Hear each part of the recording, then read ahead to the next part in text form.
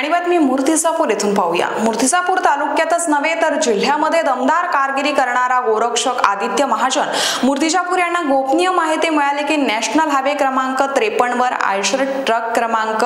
86T6786 मध्ये गोवंश असल्याचं विश्वसनीय सूत्रांकडून माहिती मिळाली आणि त्यामध्ये अवैधरित्या गोवंश